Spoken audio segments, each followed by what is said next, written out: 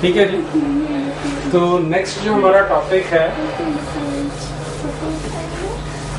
उसको पहले समझ लेते हैं हम।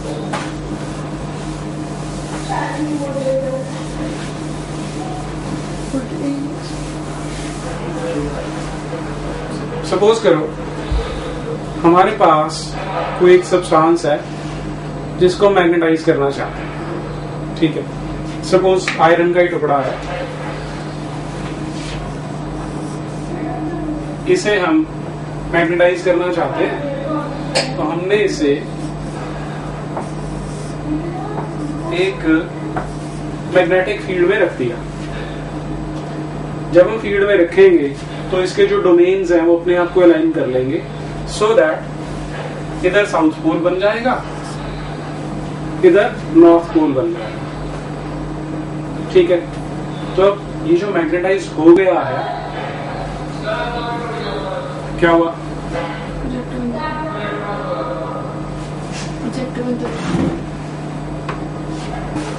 तो अब ये जो ऑब्जेक्ट है, जो ये मैग्नेटाइज हुआ है, तो कितना ज्यादा या कितना कम इसमें मैग्नेटाइजेशन आया है उसको समझने के लिए हम एक टर्म करते हैं जिसको बोलते हैं, हाँ जी, which is known as intensity of magnetization. तो लिख लो, intensity of magnetisation.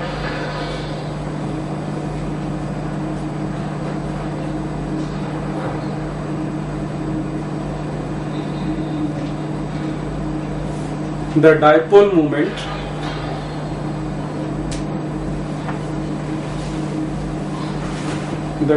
moment acquired by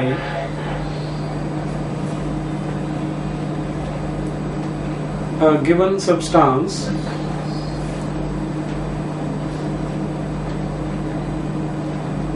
per unit volume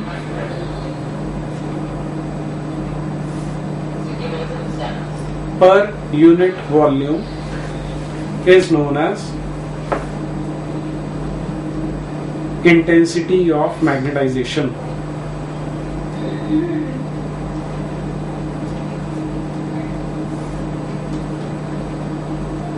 It is denoted by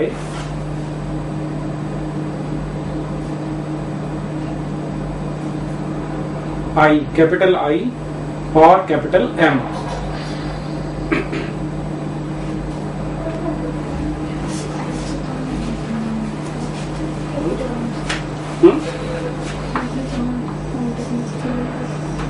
मान लो इसकी लेंथ 12 के बराबर है, area of cross section A है, और पोल स्ट्रेंथ जो इसने एक्वायर करी है वो स्मॉल m है। तो डायपोल मोमेंट जब निकालोगे वो होगा m इंटू 2l, और यदि वॉल्यूम निकालोगे तो वो हो जाएगा a इंटू 2l। तो मैथमेटिकली I जो आता है that is m upon volume, और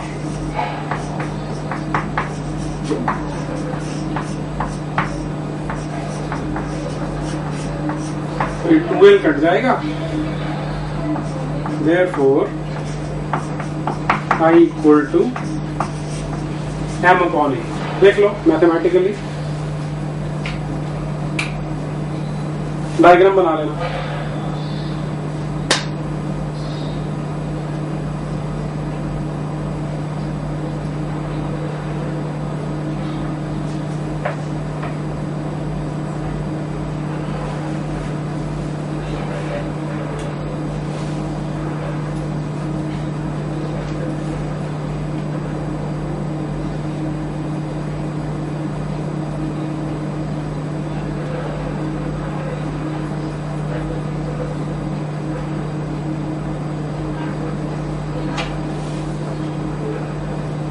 कर लिया। तो यहां से इंटेंसिटी ऑफ मैग्नेटाइजेशन की एक और डेफिनेशन बन जाती है, देख लो। therefore intensity of magnetization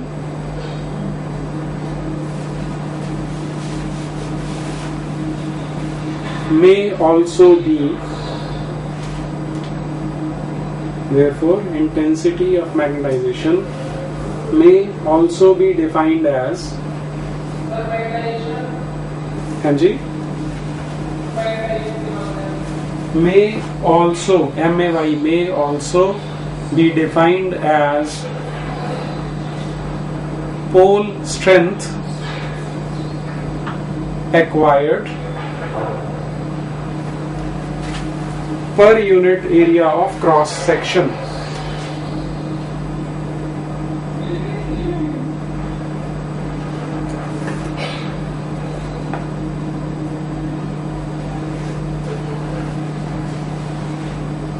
अब डायपोल मोमेंट वेक्टर क्वांटिटी होता है, इसलिए ये भी एक वेक्टर क्वांटिटी है, तो लिख लो it is a vector quantity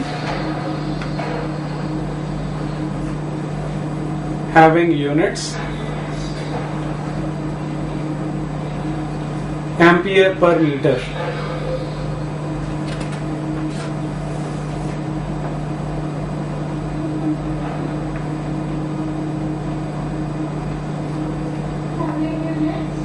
Ampere per meter.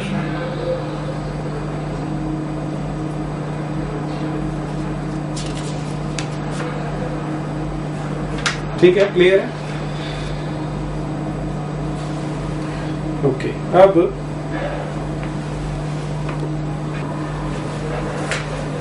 देखो, अगर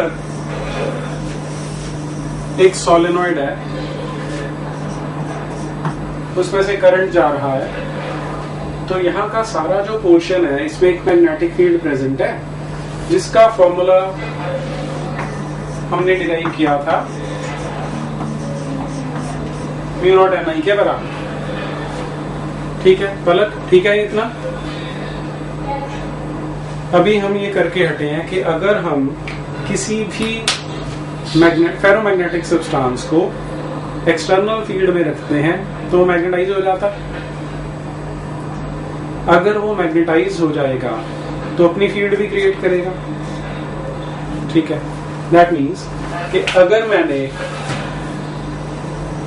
इस सोलेनॉइड के अंदर एक सॉफ्ट आयरन की बनी हुई रॉड को डाल दिया तो कॉइल की मैग्नेटिक फील्ड इसको भी मैग्नेटाइज कर देगी। ठीक है, अगर ये मैग्नेटाइज हो जाएगा तो हर मैग्नेट की अपनी फील्ड भी प्रेजेंट होती है। ठीक है, तो इसको मैं थोड़ा सा और डिटेल में अगर जाऊं, सोलेनॉइड के कारण इसमें एक मैग्नेटिक फील्ड थी, मान लो उसकी मैग्नेटिक फील्ड को मैं इस एक लाइन से डिनोट कर रहा हूं। अब मैंने जब ये सॉफ्ट आयरन कोर डाल दिया, वो सॉफ्ट आयरन मैग्नेटाइज हो गया, ये तो क्लियर है। ठीक है, यदि वो मैग्नेटाइज होगा तो उसकी अपनी लाइंस भी प्रेजेंट होंगी, क्योंकि हर मैग्नेट की अपनी लाइंस होती हैं। दैट मीन्स कि जो फील्ड है इसके अंदर वो पहले से बढ़ गई है। ठीक है, क्यों बढ़ी? क्योंकि ये वाली फील्ड तो है ही है, साथ में सॉफ्ट आयरन के कारण जो फील्ड है वो भी ऐड हो गया। ठीक है, उसको हम बोल देते हैं मैग्नेटिक फील्ड है, या मैग्नेटिक मटेरियल के कारण फील्ड है। उसे अगर मैं BM से डिनोट कर दूं तो that will be directly proportional to कि ये कितना मैग्नेटाइज हुआ, इंटेंसिटी ऑफ मैग्नेटाइजेशन है।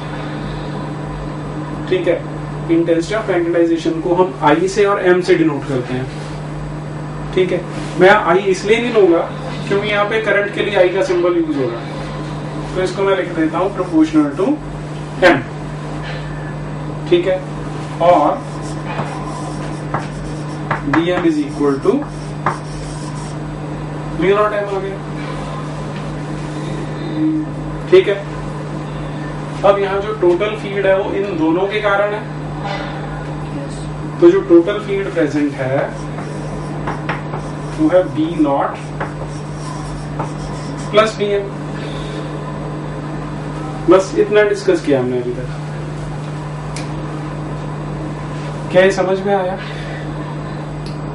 तो लिख लेते हैं फिर।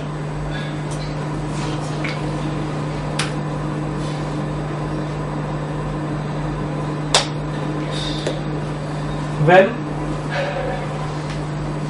a magnetic field, हेडिंग लिख लो magnetic field,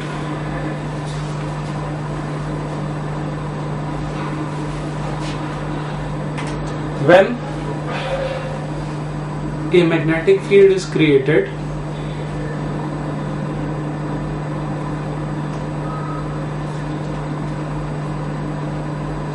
by using a solenoid,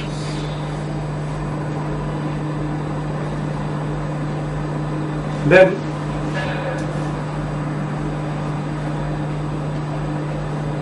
the magnetic field due to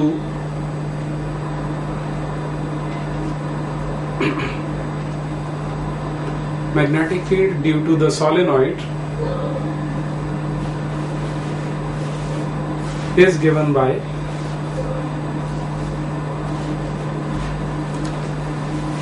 ये लिख लो B naught is equal to mu naught Ni.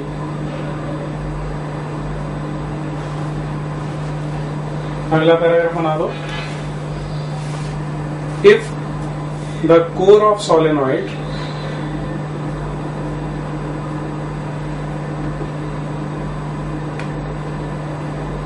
is a magnetic substance,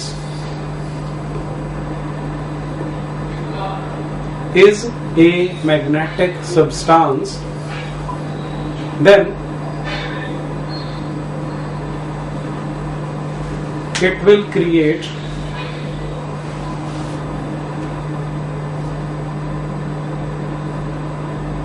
additional magnetic field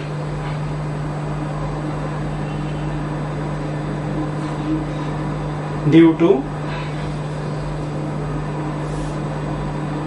its magnetization.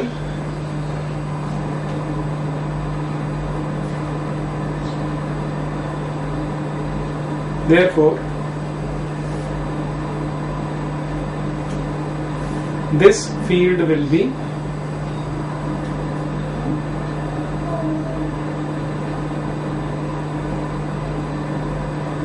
directly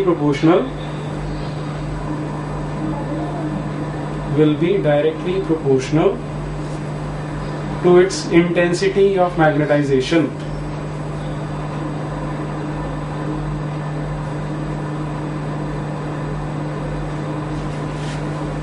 Mathematically,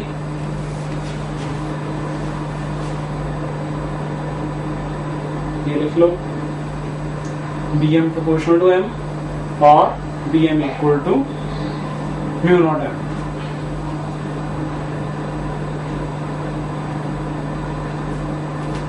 आगे लिख लो 10. The net electric field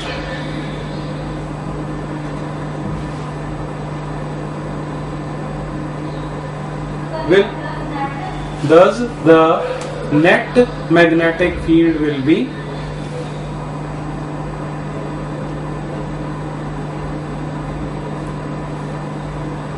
sum of these two fields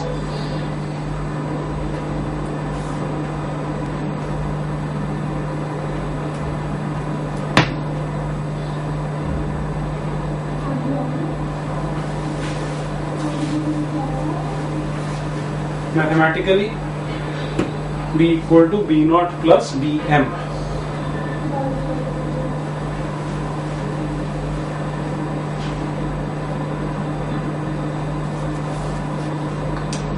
और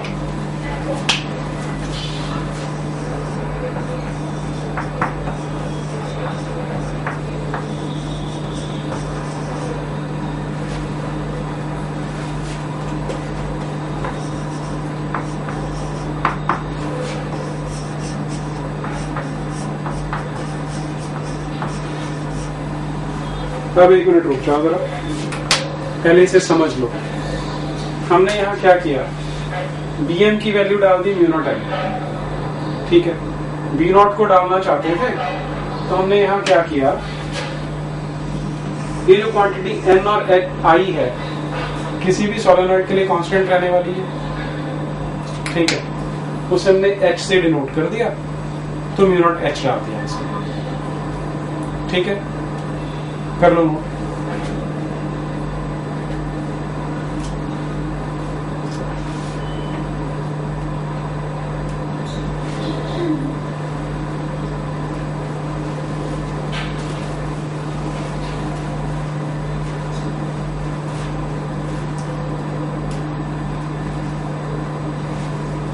आगे लिख लो, the quantity H is known as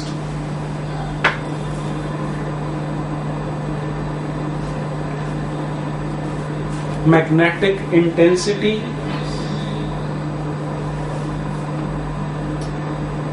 of the field. Magnetic intensity of the field.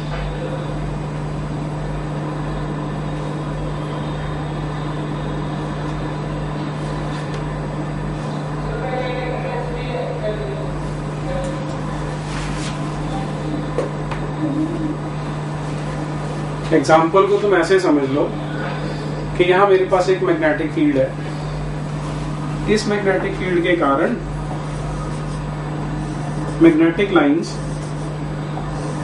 North pole से south pole पे जा रही है। ठीक है, मैं एग्जाम्पल दे रहा था कि एक यूनिफॉर्म फील्ड हमने क्रिएट की हुई है जिसके कारण कुछ मैग्नेटिक लाइंस यहां से जा रही है। ठीक है, अब मैं इन लाइंस को हटा रहा हूं ताकि हम बाकी का इफेक्ट समझ सकें इनका। यहां पे मैंने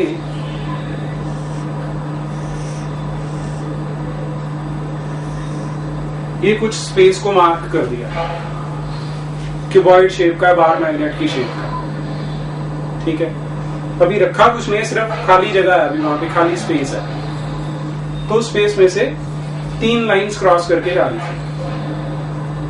ठीक है, अब मैंने क्या किया, यहां पर एक लोहे का टुकड़ा लाके रख दिया। जब वो लोहे का टुकड़ा लाके रखेंगे तो मैग्नेटाइज हो जाएगा। ठीक है, यहां साउथ पोल आया, यहां नॉर्थ पोल आया। ठीक है, अब ये साउथ पोल क्या करता है, या फेरोमैग्नेटिक सब्सटेंस क्या करते हैं, मैग्नेटिक लाइंस की प्रेफरेंस होती है कि वो फेरोमैग्नेटिक सब्सटेंस में से पास होके जाए। तो वो लाइन जो पहले यहां से सीधी जा रही थी, या ये वाली लाइन ऐसे सीधी जा रही थी, ये मुड़ के इसमें से चली जाएगी, ये वाली मुड़ के इसमें से चली गई। तो ये मैग्नेटिक फील्ड पे इफेक्ट पड़ा। ठीक है, ये हम बोलते हैं कि इसकी अपनी लाइंस अब क्रिएट हो गई। जो मैग्नेट है उसकी अपनी लाइंस भी जा रही है यहां से। ठीक है, तो जब ये खाली स्पेस थी तब केवल 3 लाइंस जा रही थी। अब मैंने सब्सटेंस रखा तो उसी वाली स्पेस में से पहले से ज्यादा लाइंस जा रही है। ठीक है, तो जो टोटल नंबर ऑफ लाइंस जा रहा है उसके 2 कारण हो गए, एक एक्सटर्नल फील्ड, एक जो सब्सटेंस मैंने रखा वो, दोनों का कंबाइंड इफेक्ट है।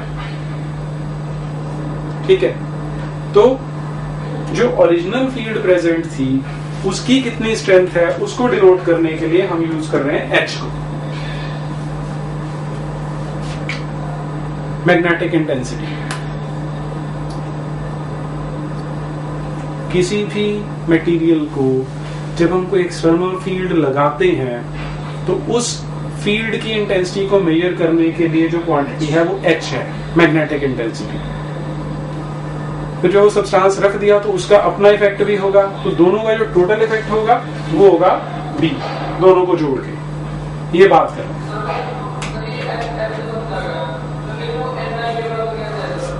वो तो मैं यहाँ सॉलिनॉइड के एग्जांपल में बता रहा था, Ni के बराबर है। जो एग्जांपल हमने लिया था मैं उसके अकॉर्डिंग बता रहा था कि यहाँ पे जो H होगा वो Ni के बराबर है।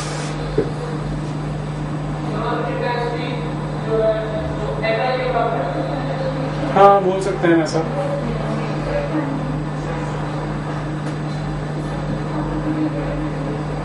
ठीक है,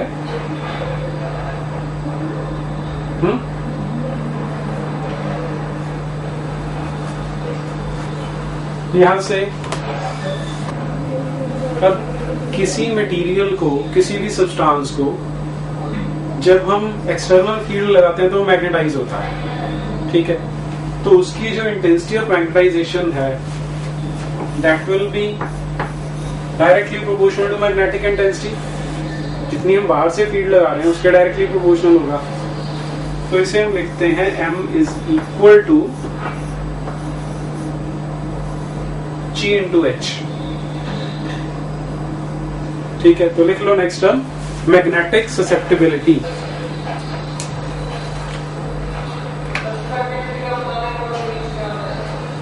लिखवा रहा हूं, लिखो magnetic susceptibility.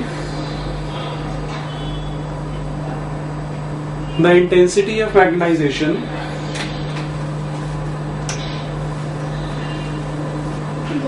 the intensity of magnetization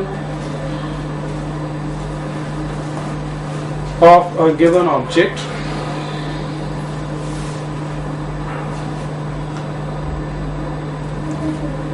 is directly proportional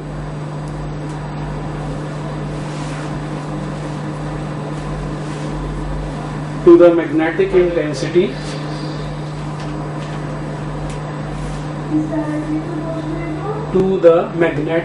intensity applied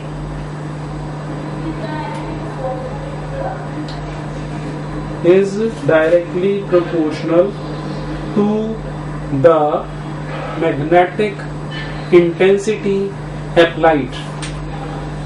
Therefore, M proportional to H or M equal to G into H